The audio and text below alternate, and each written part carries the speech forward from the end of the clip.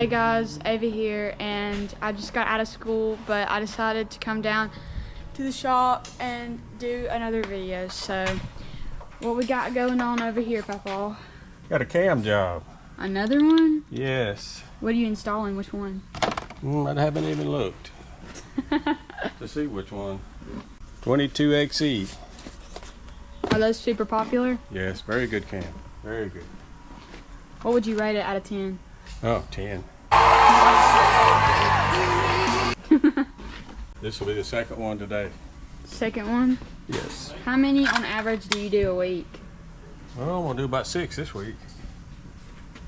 So, I don't know. Probably 4. Be an average a week. Going to do a crank run out check. And I'm going to have to jack it up and pull a couple spark plugs out. So it's going to be just a minute.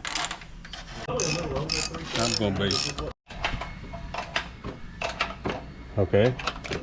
Pulling out the inner cam bearing. Getting this old stock one out. Needs to be replaced. Whether you do a cam or not, this bearing needs to be replaced.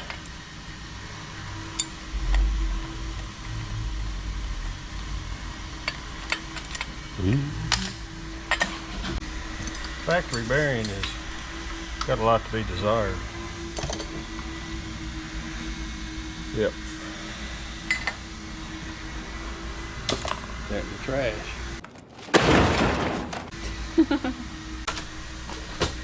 Here's our S&S install kit. This has the inner cam bearing that doesn't have spaces between the rollers like the stock one does. These need to be replaced. Have a look at the bearing. It's got markings on one side. That's the side you push on, that you push it in from. You can put it in backwards.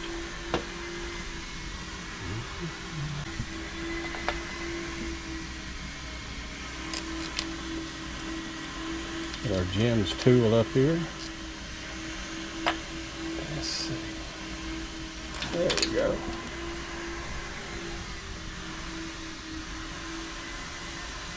Three hours later. Make sure everything looks good and getting my socket a little faster with the socket.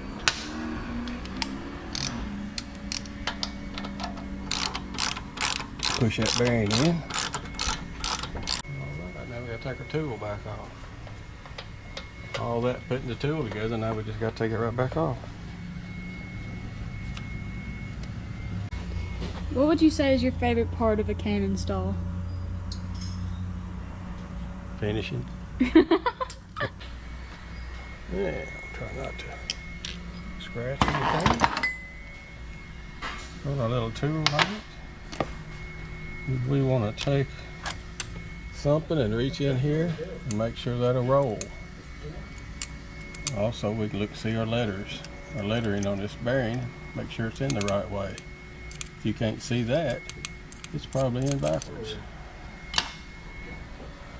Put a little lube on it. Yeah, we need some lifters. We need some lifters. I gotta go get them.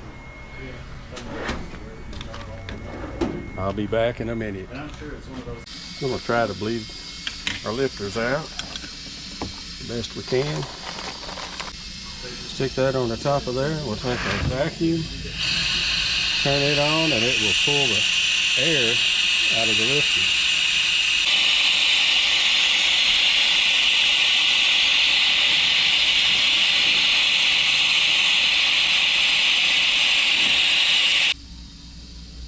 Which way to turn the hole.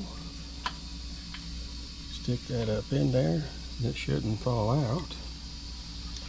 Now if it had the S&S lifter cuffs in it, and they were properly adjusted, that lifter would fall right out.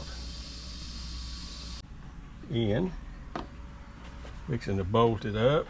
You see we got plenty of lube on it. Got our seal in behind the cam plate.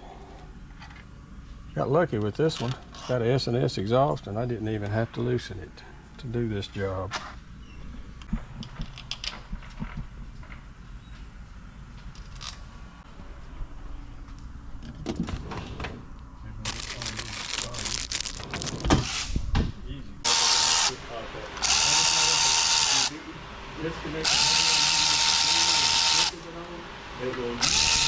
Just to make sure everything's kind of together, then I'll loosen it all over the back of it, and I'll know that everything is pulled together, especially that oil pump on the back of the cam plate. I like for it to be close, right up against it when I start tightening.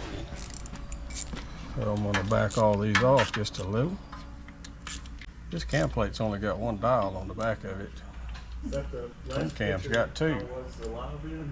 You just put it on, tighten it up. But this one here can move just a little. Now if you get a little run out in your crank, you want to kind of make sure this cam plate's in the middle. And what I like to do is just roll the engine over a couple times before I tighten it.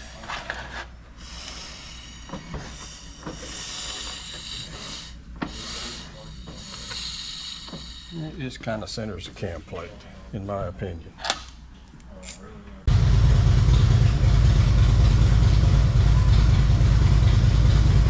And I'm setting my torque wrench to 120 inch-pounds. Yeah.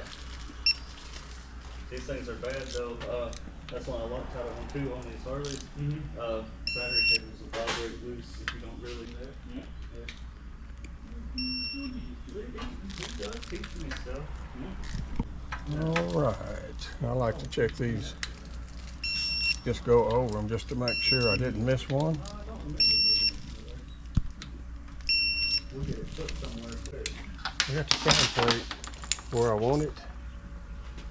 Now I'm going to turn her a couple of rounds and let that oil pump center itself. I just tighten them just a little, see if it still rolls around free. If you can't do this, you can't roll that around after you've snugged up them bolts, and we need to start over. You can see the oil trying to come out right here where your tensioner goes. This one does have the seal behind the oil pump. I took a mirror and looked to make sure that there was one in it. I don't remember what year this one is. This one is a 2020. It should have the seal behind the oil pump, and it did, but I always look. This has got a 120 in it. Most every time you'll need a 130 cam spacer. We just happen to have an assortment. We'll stick us one of these on there and check it. Most of the time that's what it takes, so if I just start with one that normally takes, most of the time I only have to do it once. And it lined up just a little so that the tool will fit in there better. I'm going to start our bolts. When I get ready to tighten these, I'll clean the oil out of these holes and out of these threads. But right now it doesn't matter. Yeah. Little tool here to lock these in place so that you can tighten them.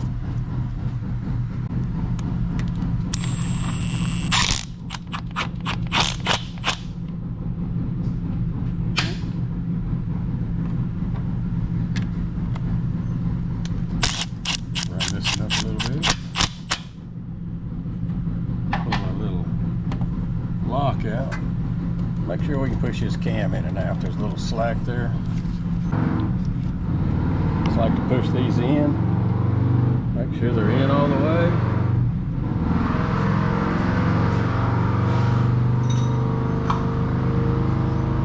Got a straight edge. Put across these two gears. And check to see they'll barely go across. Once I get it flat on the bottom tooth, then I push the top one in, and it seems to be right on the money. That seems to be really close right there. You just got to have it within 9 thousandths, plus or minus. So we've actually got 18 thousandths to work with. Right? Yep. It had a 120. We just changed it to 130 thousandths behind it to make sure our two sprockets are in alignment so that our chain runs true. Is that right, Ava? Yeah. That's what you do, ain't it? Yeah, we'll go with that. Okay, well, got the cam in, cam plate on, everything's torqued, got the push rods ready to go in, and it's quitting time. So that's all for today, folks.